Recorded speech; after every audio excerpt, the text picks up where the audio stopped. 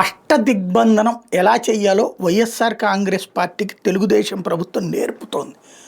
ఎందుకంటే వాళ్ళకి చేతకాల. వాళ్ళ టైంలో పెట్టిన కేసులు ఒక 20-30% మించి ఉండవు. అది కూడా లోకల్ నాయకుల ఒత్తిడితో మెయిన్ స్థాయిలో జరిగింది. ఒక అచ్చెన్నాయుడు లాంటి వాళ్ళ మీద పెట్టినటువంటి కేసులే. చంద్రబాబు మీద కేసులు, అచ్చెన్నాయుడు మీద కేసులు. కింద స్థాయిలో ప్రతి ఒక్కరిని లోపలేయాలి, ప్రతి ఒక్కరిని జైల్లో పెట్టాలి, ప్రతి ఒక్కరిని ఏడిపించాలి, ప్రతి ఒక్కళ్ళని రోజు పోలీస్ స్టేషన్ చుట్టూ తిప్పాలి అన్నటువంటి ఆలోచన ఆ రోజున రాలేదు.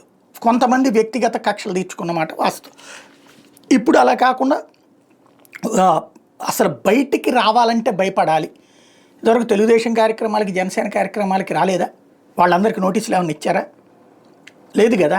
బీజేపీ కార్యక్రమాలకు రాలేదా? వాళ్ళందరికీ నోటీసులు ఇచ్చారా? లేదు కదా. రేర్గా ఉండే అక్కడ ఏదన్నా అక్కడ ఇష్యూస్ జరిగినప్పుడు. ఇప్పుడు అట్లా కాదు. ప్రతి కేసులో, ప్రతి అంశంలో, ప్రతి ప్రోగ్రాంలో కూడా అక్కడ పాల్గొన్న నాయకులకి అందరినీ బెదిరించాలా, అందరికీ నోటీసులు ఇవ్వాలా, పిలవాలి, పోలీస్ స్టేషన్లో విచారించాలి. ఏం అడుగుతారు? మీ వెనకాల ఏదో కుట్ర ఉంది, మీ వెనకాల ఏదో జరిగింది, ఏముంటుంది అక్కడ కుట్ర? ఇప్పుడు తాజాగా ఒకటి అంబటి రాంబాబు, విడుదల రజనీలకి నోటీసులు. వాళ్ళు పోలీస్ స్టేషన్కి వచ్చి విచారణలో పాల్గొని విచారణలో సమాధానాలు చెప్పాలి. ఏమని చెప్పాలి? జగన్ టూర్కి వచ్చినప్పుడు అదేదో వెనకాల మీరు కుట్ర చేశారా లేదా? వాళ్ళు ఏం కుట్ర అంటారు. అబ్బాయి లేదు లేదు కుట్రేనండి, అదంతా అంతమంది జనాన్ని నెట్ట పోవేసుకొచ్చేసారని చెప్తారు. ఇది అక్కడ నడుస్తుంది.